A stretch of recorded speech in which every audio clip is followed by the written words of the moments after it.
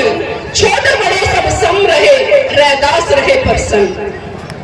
तो इस तरह के बेगमपुरा जैसे राज्य की उन्होंने कल्पना की और वो बात करते थे, वो चाहते थे कि भारत देश में एक ऐसे राज्य की स्थापना हो जहां पर कोई छोटा बड़ा ना हो, कोई ऊंच नीच ना हो, कोई गरीब अमीर ना हो, कोई भूखा ना मरे, सबके वस्त्र शरीर पर वस्त्र रहे। मतलब एक तरह से एक ऐसा राज्य जहां पर सबको सम्मान अधिकार मिले और एक दूसरे के साथ में करुणा मैत्री भाईचारे का संदेश देते हुए हम सब मिलकर आगे बढ़े और इस भारत देश को गौरवान्वित करने का नाम करें।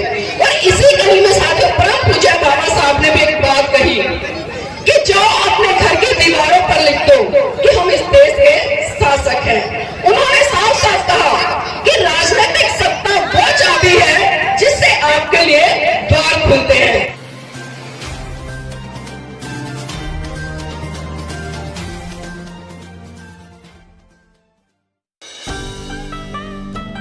बहुत कई जगह कार्यक्रम है, वहाँ जाना है। ये मीडिया के लोग कल प्रोग्राम ITI स्कूल में है कि हम कार्यक्रम बहुत बड़ा है जो पूरे जिले स्तर पर है। तो उसमें मीडिया कर्मी लोग आए थे, हमारे पास भी आए थे। तो हमने कहा कि 10 मिनट के लिए चलिए। और बड़ी नीलम कौर जी दिल्ली से चल कर आई हैं, उनके पति भी एडवोकेट हैं, वो भी दिल्ली से चल के आए हैं। मैं अपना पूरा समय इन्हीं को देना चाहता हूँ और महिलाओं को देखते हुए मैं चाहता हूँ कि नीलम कौर जी आए और अपनी बात को रखें। सर्वप्रथम महाकारुणिक तथागत बुद्ध को अपनी संकल्पनाओं के सुमन अर्पित करते हुए समस्त भारतीय नारी के मुक्तिदाता, बहुजनों के मुक्तिदाता, दुनिया का सूरज, ज्ञान का प्रतीक, संविधान के रचयिता परम पूज्य बाबा साहब को सत नमन करते हुए बहुजनों को भारत में सत्ता के गलियारों तक ले जाने वाले महामान्यवर काशीराम जी को नमन करते हुए इस देश से पाखंडवाद को अपनी जूती की नोक से धराशाही करने वाले पेरियार जी को नमन करते हुए अपनी 20 बीघे जमीन को बेचकर सच्ची रामायण का इतिहास रचने वाले ललित सिंह यादव जी को नमन करते हुए इस देश में शिक्षा की अलग जगाने वाली राष्ट्रमाता सावित्री बाई फुले और ज्योतिबा फुले जी को नमन करते हुए और इस देश में एक अच्छे संत की उपाधि प्राप्त करने वाले संत शिरोमणि गुरु रविदास जी को सत नमन करते हुए और आज इस मंच के माध्यम से तमाम यहाँ पर उपस्थित मेरे पिता तुल्य भाई बहन और मेरी मातृशक्ति के रूप में मेरी बहनों, आज सभी को मेरा क्रांतिकारी जय भीम, नमो बुद्धाय। जय भीम। ये आजमगढ़ की धरती है और मैं मानती हूँ कि इस आजमगढ़ की धरती का खून इतना गर्म है, कम से कम अगर यहाँ से जय भीम का उद्घोष हो तो वो दिल्ली तक पहुंचे। तो देखती हूँ मेरी आवाज में ज्यादा दम है या आपकी में। जय भीम, जय भीम, जय जय जय जय जय भीम। बहुत खूब दिखा दिया आपने, वास्तव में आप आजमगढ़ के लोग हो और आपकी रगों में महान पुरुषों का खून दौड़ता है। साथियों मैं शुरुआत करूंगी आज उस वाणी से, क्योंकि आज जिस महामानव की हम जयंती मना रहे हैं, संत शिरोमणि गुरु रविदास जी, उन्होंने अपने शब्दों में, अपनी वाणी में, अपने विचारों में कहा कि ऐसा चाहूं राज में, ऐसा चाहूं राज में जहां मिले सबन को अन्न, छोटे बड़े सब सम रहे, रैदास रहे प्रसन्न। तो इस तरह के बेगमपुरा जैसे राज्य की उन्होंने कल्पना की और वो बात करते थे, वो चाहते थे कि भारत देश में एक ऐसे राज्य की स्थापना हो जहां पर कोई छोटा बड़ा ना हो, कोई ऊंच नीच ना हो, कोई गरीब अमीर ना हो, कोई भूखा ना मरे, सबके वस्त्र शरीर पर वस्त्र रहे। मतलब एक तरह से एक ऐसा राज्य जहां पर सबको सम्मान अधिकार मिले और एक दूसरे के साथ में करुणा मैत्री भाईचारे का संदेश देते हुए हम सब मिलकर आगे बढ़े और इस भारत देश को गौरवान्वित करने का नाम करें। और इसी कड़ी में साथियों परम पूज्य बाबा साहब ने भी एक बात कही कि जो अपने घर की दीवारों पर लिख दो कि हम इस देश के शासक हैं। उन्होंने साफ साफ कहा कि राजनीतिक सत्ता वो चाबी है जिससे आपके लिए द्वार खुलते हैं। अगर हम यहाँ पर दोनों महान पुरुषों की बात करें तो दोनों ने एक अच्छे राज्य की, एक अच्छे देश की और सत्ता की बात करी। संत शिरोमणि गुरु रविदास जी ने जैसे कहा कि ऐसा चाहूं राज में जहां मिले सबन को अन्न, और बाबा साहब ने भी कहा कि जाओ मेरे बहुजन समाज के लोगों जाओ। लेकिन क्या हमने इन दोनों महान पुरुषों के इन बातों को समझा? कितना जाना, कितना सोचा, कितना विचार किया, कितना इन चीजों को लेकर हमने मंथन किया? शायद नहीं किया। अगर किया होता तो आज हमारे पास में वो राज भी होता, वो सत्ता भी होती और वो शासन भी होता और ऐसा राज्य भी होता जिसकी कल्पना हमारे महान पुरुषों ने की। लेकिन कहीं ना कहीं मैं देखती हूँ कि चाहे कोई भी आंदोलन हो, चाहे सामाजिक आंदोलन हो, राजनीतिक आंदोलन हो या धार्मिक आंदोलन हो, अगर उसमें सही रूप में सबसे बड़ी भूमिका आती है तो वो आती है महिला जाति की। लेकिन विडंबना है कि आज इस भारत देश की महिलाएं अपने महान पुरुषों के इतिहास को नहीं पढ़ती, उन्हें जानने का प्रयास नहीं करती और उनकी जय जयकार करती है जिनके बारे में वो जानती भी नहीं है। मैं इनडायरेक्ट रूप से बहुत सारी बातें कह रही हूँ, समझदार के लिए इशारा ही काफी है, क्योंकि हमने अपने महान पुरुषों को पढ़ा ही नहीं। जिस तरह से परम पूज्य बाबा साहब ने, संत शिरोमणि गुरु रविदास जी ने पूरा जीवन इस देश के लोगों के लिए समर्पित कर दिया, जितना त्याग समर्पण बलिदान इन महान पुरुषों में था, उनके रत्ती भर भी त्याग समर्पण बलिदान की भावना आज हमारे अंदर नहीं है। आज हमने तमाम तरह के संगठन बना लिए, आज हम अपने अपने नेतृत्व के लिए लगे हुए हैं कि मैं अध्यक्ष, मैं सचिव, मैं उपाध्यक्ष, इस तरह की दौड़ में हम लगे हुए हैं। लेकिन क्या कभी हमने कल्पना की या कभी हमने सोचा या कभी हमने चिंतन मनन किया कि आज भारत देश का जो सिनेरियो है, आज एक अमीर अमीर होता जा रहा है और एक गरीब गरीब होता जा रहा है। मतलब एक अमीर और गरीब के बीच में इतनी बड़ी खाई बन गई है जिसको काटना भी असंभव सा लगता है। लेकिन उसके लिए जिम्मेदार कौन? सत्ता पर बैठे हुए लोग या फिर हम लोग? आप सोचिए, इसके लिए जिम्मेदार कहीं ना कहीं हम खुद लोग हैं। क्योंकि साथियों, 5 साल के बाद में आपको मौका मिलता है एक अच्छे राजा को चुनने का, अपने सेवकों को चुनने का, लेकिन कहीं ना कहीं उसी समय हम बहुत बड़ी भूल कर जाते हैं। कहीं ना कहीं हम छोटे छोटे प्रलोभन में आकर बट जाते हैं। कहीं ना कहीं हम दारू के बदले में अपना कीमती वोट, जिसके साथ अनवर काशीराम जी ने बात की कि आपका एक वोट आपकी बेटी की इज्जत के बराबर है, लेकिन हमने उस वोट की वैल्यू को नहीं समझा और छोटे छोटे लालच में आकर अपने वोट की शक्ति को हमने खत्म कर दिया। और उसी का नतीजा रहा कि आज मनुवादी व्यवस्था के लोग मात्र 15-16% होकर इस 85% पर राज कर रहे हैं। और राज ही नहीं कर रहे हैं बल्कि लगातार इसका शोषण कर रहे हैं, इसके ऊपर अत्याचार हो रहे हैं। आज आपके पास में कुछ नहीं है। अभी पिछले दिनों जिस तरह से बहुत बड़े स्तर पर प्रचार हुआ कि भारत को हिंदू राष्ट्र होना चाहिए। अब एक बात बताइए, जो लोग लगातार भारत को हिंदू राष्ट्र समर्थन की बात करते हैं, भारत हिंदू राष्ट्र हो, इस तरह की बात करते हैं, मेरा एक सवाल उनसे ये है, क्या भारत देश में खाली हिंदू रहते हैं? भारत देश में मेरे साथियों हिंदू भी रहते हैं, मुस्लिम भी रहते हैं, बौद्ध भी रहते हैं, जैन भी रहते हैं, ईसाई भी रहते हैं। इस देश में हर धर्म को मानने वाले लोग रहते हैं। और ये आजादी हमें परम पूज्य बाबा साहब के संविधान से मिली, क्योंकि परम पूज्य बाबा साहब के द्वारा लिखित संविधान कहता है कि भारत एक धर्मनिरपेक्ष राज्य है, जिसमें हर व्यक्ति को अपनी मर्जी से जीने का अधिकार है, अपनी मर्जी से किसी भी धर्म को फॉलो करने का अधिकार है, अपनी मर्जी से अपने लिए तमाम सुख सुविधाएं जुटाने का अधिकार है। लेकिन आज कुछ % लोग इन बहुत बड़ी संख्या के अधिकारों को छीनने का काम कर रहे हैं। क्योंकि इसमें बहुत बड़ा कहीं ना कहीं मैं जो दोष पाती हूँ तो वो हमारा है। मैंने जिस तरह से बात करी, क्योंकि संत शिरोमणि गुरु रविदास जी, बाबा जी, बहुजन समाज से आने वाले तमाम संत गुरुओं ने आपके लिए अच्छे राज्य की कल्पना की, एक सुशासन व्यवस्था की कल्पना की, लेकिन हम उस दिशा में आज बिल्कुल नहीं बढ़ रहे हैं। हम सिर्फ एंटरटेनमेंट करते हैं, ताली बजाते हैं, नाचते हैं, झूमते हैं, जय भीम के नारे लगा लेते हैं, नमो बुद्धाय बोल लेते हैं, जय काशीराम बोल लेते हैं, संत शिरोमणि गुरु रविदास जी की जय बोल लेते हैं। लेकिन क्या खाली जय बोलने से इन महान पुरुषों की हम इस देश की सच्ची धरोहर को इस देश के लोगों तक बता पाएंगे या उन तक पहुंचा पाएंगे? क्या इस पर हमने कभी विचार किया?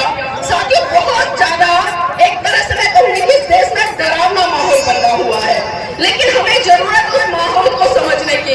अगर मैं त्याग समर्पण बलिदान की यहाँ पर बात करूँ तो मैं परम पूज्य बाबा साहब के जीवन से जुड़ी हुई 2 घटनाओं पर प्रकाश जरूर डालना चाहूंगी। और उस पर प्रकाश डालने का मेरा उद्देश्य ये है क्योंकि यहाँ पर जितनी तमाम महिलाएं बैठे हुई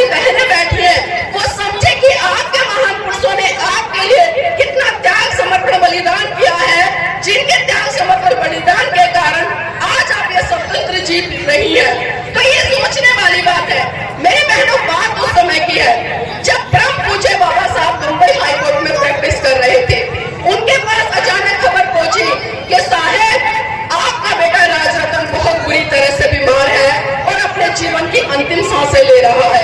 ये बात सुनकर परम पूज्य बाबा साहब तुरंत घर दौड़े आए और जैसे ही उन्होंने अपने बेटे राजरतन को गोद में उठाया, राजरतन ने बाबा साहब की गोद में ही दम तोड़ दिया। ये मंजर देखकर माता रमाबाई बिलक बिलक कर रोने लगी और साहब का कोलर पकड़कर कहने लगी कि साहेब बस कीजिए साहेब, बस कीजिए। आपके समाज सेवा के भूत ने एक एक करके मेरा पूरा परिवार उजाड़ दिया। साहेब बस कीजिए। तो बाबा साहब कहते हैं कि रमा चुप हो जा, रमा चुप हो जा, तू तो रो भी सकती है, लेकिन मेरी तो आंखों के आंसू ही सूख चुके हैं, क्योंकि प्रतिदिन मैं अपने समाज के हजारों बच्चों को मरते हुए देखता हूँ। रमा चुप हो जा। तो माता रमाबाई फिर कहती है कि साहेब मैं आज फिर चुप हो जाऊंगी, लेकिन आप मुझे एक बात बता दीजिए कि जब आप अपने बेटे राजरतन को गोद में खिलाया करते थे और बड़े हर्षोल्लास के साथ कहा करते थे कि रमा मेरा बेटा राजरतन एक दिन बड़ा होकर इस देश पर राज करेगा, तो साहेब आज मुझे ये बता दीजिए कि आज राजरतन तो रहा नहीं, अब इस दुनिया में बड़ा होकर कौन राज करेगा। तो बाबा साहब फिर कहते हैं कि रमा मैं भारत देश में एक दिन ऐसा काम करके जाऊंगा कि हर रमा की कोख से जन्म लेने वाला राजरतन इस देश पर राज करेगा, इस देश पर राज करेगा। लेकिन ये बात कितने लोगों ने समझी, ये बात कितने लोगों ने समझी? और वो राज परम पूज्य बाबा साहब आपको संविधान के अंदर लेकर गए, एक वोट देने तक से लेकर एक शासक बनने तक का अधिकार, लेकिन हमने उस वोट की वैल्यू को बिल्कुल भी नहीं समझा। और यहाँ पर अगर मैं बाबा साहब के समर्पण या त्याग की बात करूं तो दूसरा घटनाक्रम में उनके जीवन से जुड़ा हुआ है, उसको भी यहाँ पर बताना चाहूंगी। मेरी बहनों, बात उस समय की है जब परम पूज्य बाबा साहब पीएचडी की डिग्री लेकर विदेश से महाराष्ट्र लौटे, और जब महाराष्ट्र के लोगों को पता चला कि बाबा साहब भारत आ रहे हैं और महाराष्ट्र में आएंगे, तो महाराष्ट्र के लोगों ने एक विशाल भव्य कार्यक्रम का आयोजन किया कि बाबा साहब विदेश से आ रहे हैं, तो क्यों ना उनका सम्मान सत्कार कार्यक्रम हम लोग रखें। और जब ये बात माता रमाबाई को पता चली, तो माता रमाबाई के भी कहीं ना कहीं एक हर्षोल्लास मन में उत्पन्न हुआ और एक जिज्ञासा जगी कि जब इतने सारे लोग बाबा साहब के सम्मान सत्कार कार्यक्रम में जा रहे हैं, तो क्यों ना मैं भी अपनी आंखों से प्रत्यक्ष रूप से उस कार्यक्रम को देखूं और उस कार्यक्रम का हिस्सा बनूं। लेकिन मेरी बहनों, आपको जानकर आश्चर्य होगा कि माता रमाबाई के पास में एक भी ऐसी साड़ी नहीं थी जिसको पहनकर वो बाबा साहब के सम्मान सत्कार कार्यक्रम में जा सके।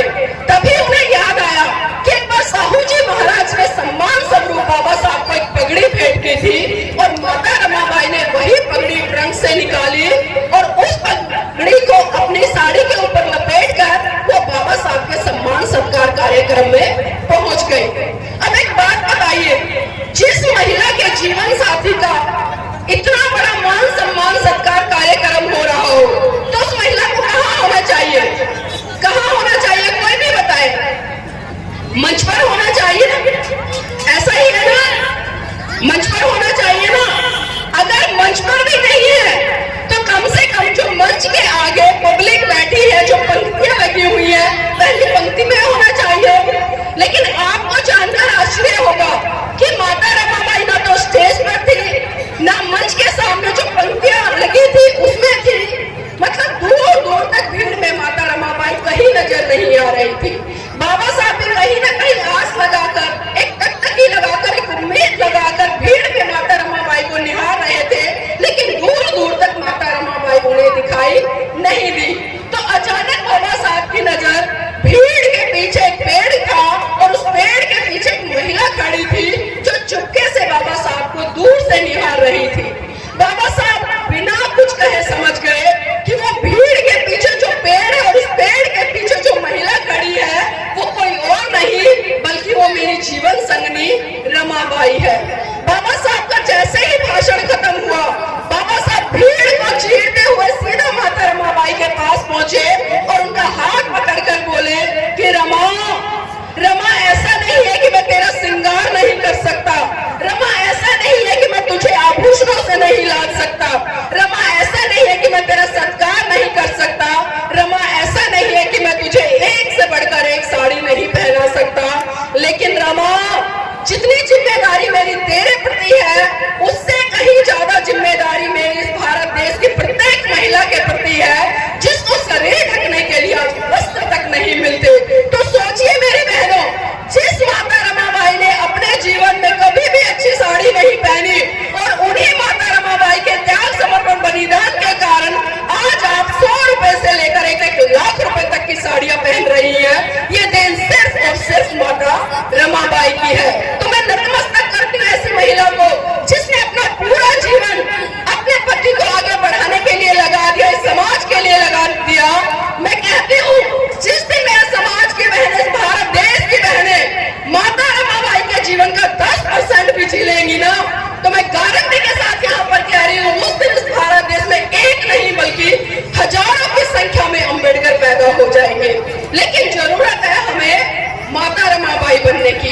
यहाँ पर बहुत सारी बहनें आई हुई है, मैं बहुत समय से यहाँ बैठी हूँ, मैं कुछ चिंतन मनन कर रही थी देखकर, क्योंकि साथियों हम बात करते हैं समानता की, बड़ी बड़ी बातें कर लेते हैं मंचों से, लेकिन क्या व्यावहारिकता में हमारे में समानता है? ये चीज हमारी तब सामने आती है जब हम इस तरह के कार्यक्रमों में जाते हैं और हम देखते हैं। एक सवाल है मेरा आप सबसे, यहाँ पर जितने भी लोग उपस्थित हैं, चाहे बहनें हैं या भाई हैं, कितने लोग बाबा साहब को अपना अनुयायी मानते हैं? एक बार हाथ खड़ा कर लीजिए।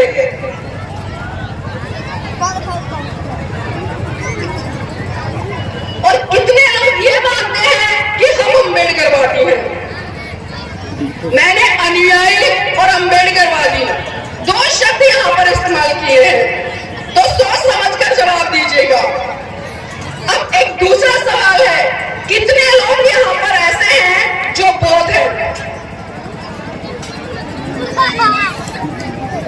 सोच समझकर हाथ उठाना।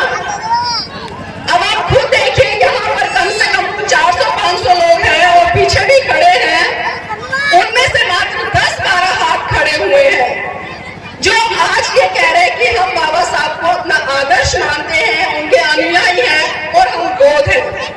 तो क्या हम सही रूप में आज ये कह सकते हैं कि हम बाबा साहब के अनुयायी हैं?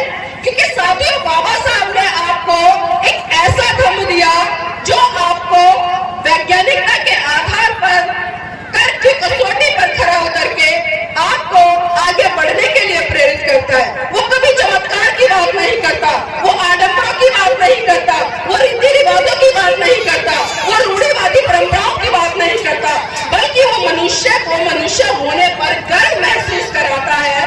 लेकिन हमने बाबा साहब की इस बात को बिल्कुल भी नहीं समझा। संत शिरोमणि गुरु रविदास जी ने जिस तरह से जाति को खत्म करने की बात की, पाखंडवाद को खत्म करने की बात की, रूढ़िवादी परंपराओं को खत्म करने की बात की, लेकिन क्या हमने उनकी इन बातों को माना? क्या उनकी इन बातों को हमने मनोसात किया या मनोसात करके उनको जन जन तक पहुंचाने का काम किया? शायद नहीं किया। अगर किया होता तो आज हमारी जो दिशा है या जो हमारी दशा है वो बिल्कुल एक बहुत अच्छी दिशा में होती। लेकिन आज भी कहीं ना कहीं, आज जब भारत को आजाद हुए कम से कम 77 साल बीत गए हैं, आज हमारे पास में हक अधिकार लेने के लिए संविधान रूप एक महान ग्रंथ है, लेकिन उसके बावजूद भी आज भी मेरे देश की महिलाएं कर्मकांड, पूजा पाठ, आडंबरों में उलझी हुई है। अभी पिछले दिनों जिस तरह से अयोध्या में राम मंदिर का निर्माण हुआ, कई महीने पहले गाने लगे कि राम जी आएंगे तो मेरी झोपड़ी के भाग खुल जाएंगे, राम जी आएंगे तो मेरे घर में दीपक जल जाएंगे। लेकिन मैंने देखा कि अयोध्या के पास ही जहां पर राम मंदिर का निर्माण हुआ, जहां पर प्राण प्रतिष्ठा की गई उन लोगों के द्वारा, वहां पर तमाम गरीब लोग ऐसे थे जो झुग्गी झोपड़ियों में रह रहे थे, उनकी झुग्गी झोपड़ियों को तोड़ दिया गया। किस लिए? कि राम जी आएंगे। अब मैं पूछना चाहती हूँ, कितने लोगों ने देखा कि राम जी आए? किसी ने देखा? कितने लोगों के कष्ट दूर हुए? कितनों का उद्धार हुआ? शायद नहीं हुआ। अगर हुआ होता कम से कम 2-4 लोग तो आकर यहाँ पर प्रमाण देते और आजकल के कुछ साधु संत खुले तौर पर कह देते हैं कि जो राम को नहीं भजता वो चमार है। राम भद्राचार्य के स्टेटमेंट कह रही हूँ मैं, ये मेरी कोई बात नहीं है। अभी पिछले दिनों जिस तरह उन्होंने कहा कि जो राम को नहीं भजता वो चमार है,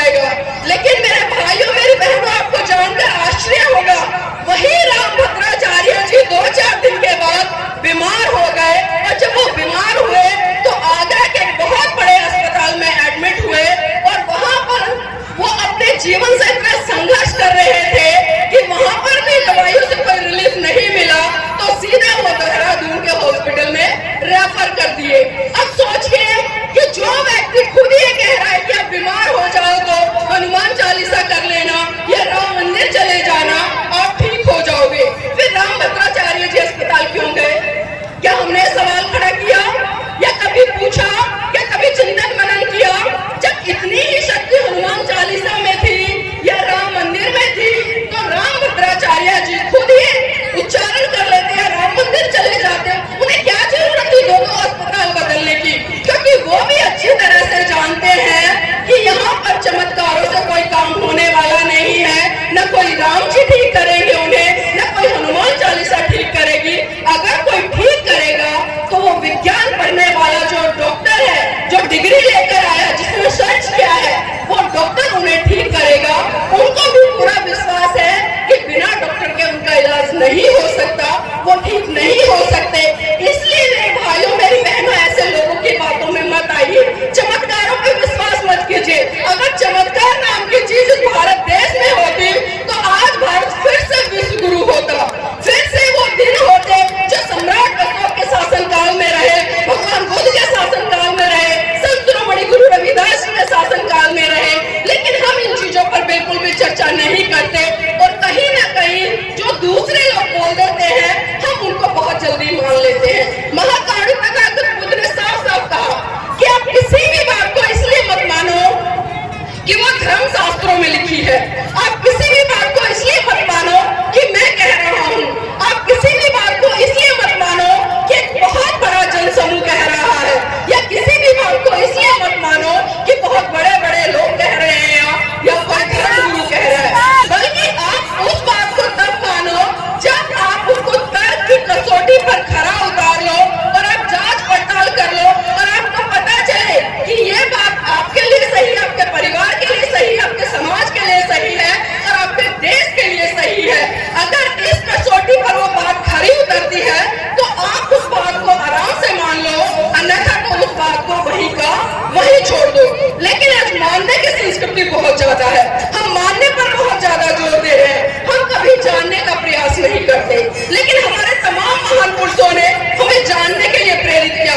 उन्होंने कहा कि पहले आप सवाल करो, क्योंकि जब तक आप सवाल नहीं करेंगे आपकी समस्या का समाधान नहीं होगा। और आज हमने क्या किया? आज हमने सवाल करना छोड़ दिया। आज जिस तरह से मैं बात कर रही हूँ, आप लोग यहाँ पर बैठे, साथियों धीरे धीरे बहुत सारी चीजें हमसे छीनी जा रही है, क्योंकि जब हमने पढ़ना शुरू किया, हमने चीजों को सोचना समझना शुरू किया, अपने महान पुरुषों को पढ़ना शुरू किया। जिस तरह से संत शिरोमणि गुरु रविदास जी ने कहा कि मन चंगा तो कटौती में गंगा, हमने कितना उनकी बातों को समझा, लेकिन दूसरे लोगों ने उनकी इस बात को बहुत अलग तरीके से बताकर हमारे बीच में प्रसारित करने का काम किया। तो ये चीजें भी हमें कहीं ना कहीं सोचनी होंगी कि आज धीरे धीरे जो हमसे एजुकेशन छीनी जा रही है, और उसका बहुत बड़ा कारण है क्योंकि हम पढ़ेंगे तो सवाल करेंगे। इसलिए सीधा जो मनुवादी लोग हैं या शासन पर बैठे हुए लोग हैं, उन्होंने सबसे पहला प्रहार आपकी शिक्षा पर किया, आपसे शिक्षा छीन ली, क्योंकि आप ना शिक्षित होंगे, न तर्क वितर्क करना सीखेंगे, न सवाल करेंगे, तो इससे अच्छा उन्हें कोई और उपाय नहीं लगा कि इनसे शिक्षा छीन लो। और जिस तरह से मेरे देश का युवा आज बेरोजगार घूम रहा है, चारों तरफ हाहाकार हो रही है। आज आप देखिए आंकड़े उठाकर, जो डॉक्टर है, इंजीनियर, पीएचडी लोग हैं, वो बेचारे कोई चाक की रेडी लगा रहे, कोई चाय बना रहा है। मतलब समझ सकते हैं आप क्या हो रहा है इस भारत देश में। तो मेरे साथियों, मेरी बहनों, मैं सिर्फ इतना ही कहना चाहूंगी